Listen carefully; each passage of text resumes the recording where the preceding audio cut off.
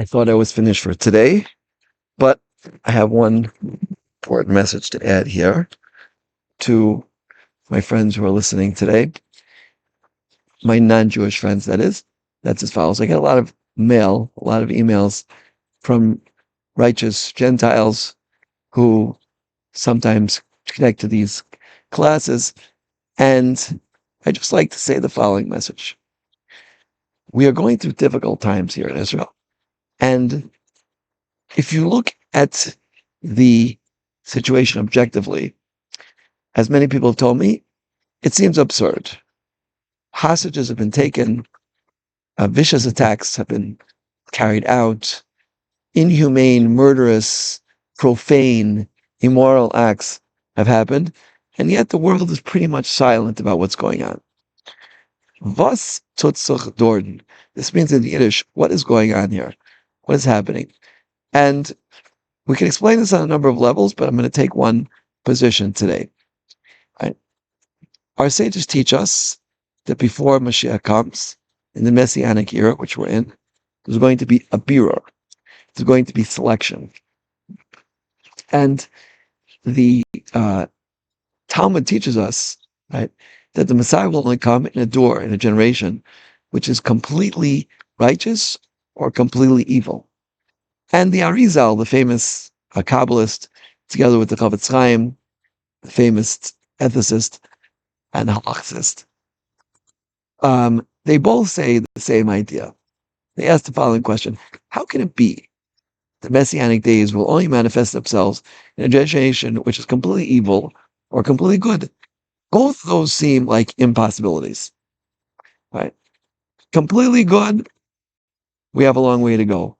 But completely evil, also, there's many righteous people out there. Many, many righteous people out there. So what was the deeper meaning of our sages that the Messiah, Mashiach, will only come to a generation who is completely righteous, evil? Says the Arizal, says the Chavetz Chaim, it means there will be polarization. The people who are good will be really, really good. The people who are bad will be really, really bad, as we see from Hamas, these vicious savages. Now, what's happening in the world is that this process is taking place. God is facilitating, God is orchestrating the ability, the circumstances to make this choice. If one sides these days with morality and righteousness and what is the proper way to conduct oneself in their ethical lives and their moral lives, and just views the situations that's happening to Jewish people and says, this is atrocious.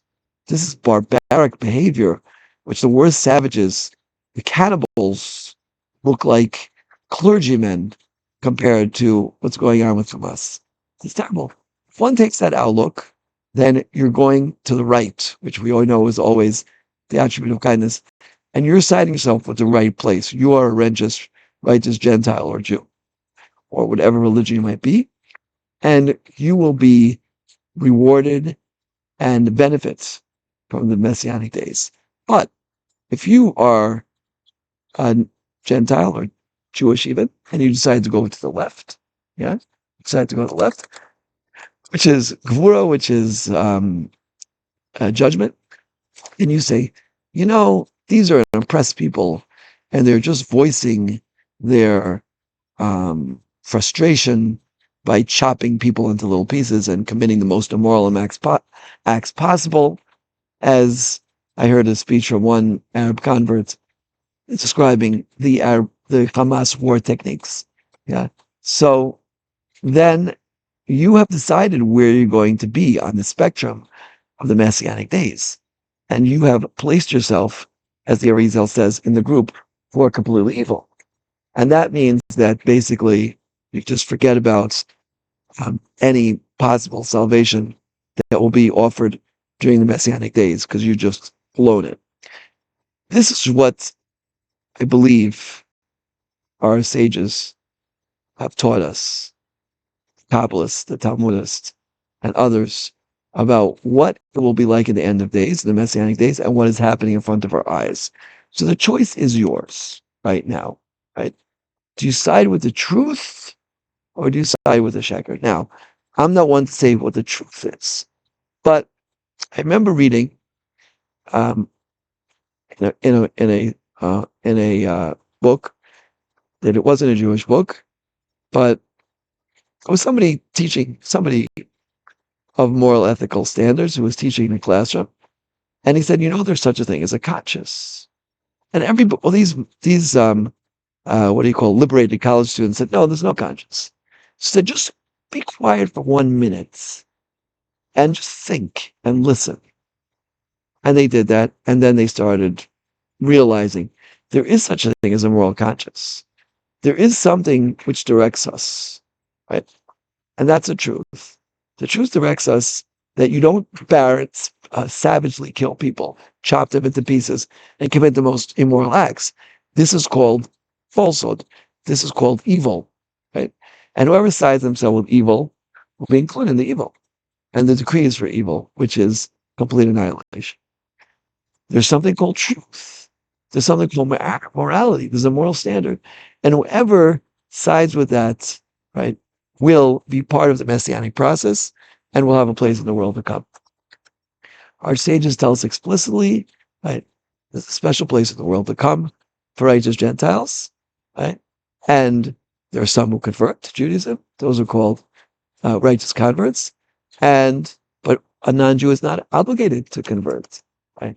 There's many, many people today who are following the 7 Noahide laws, and they will have a place in the world to come as well, and they will see the light of the salvation.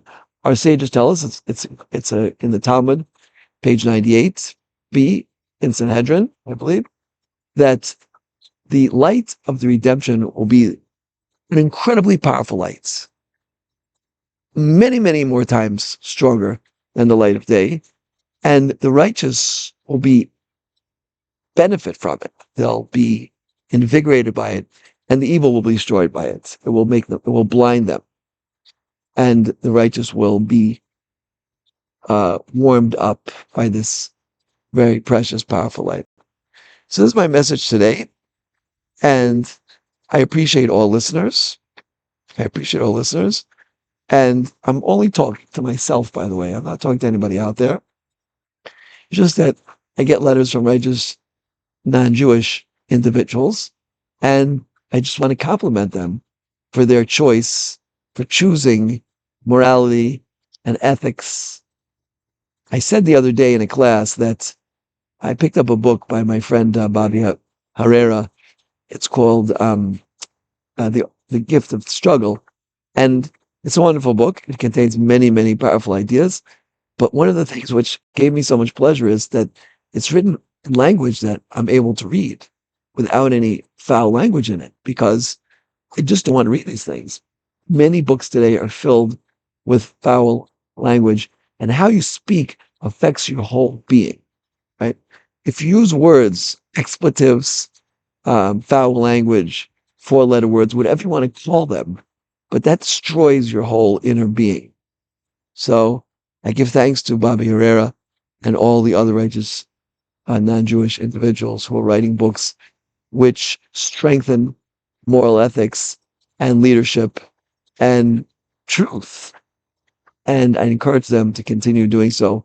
And in doing so, they will be part of the Messianic process, and they will receive reward in the next world.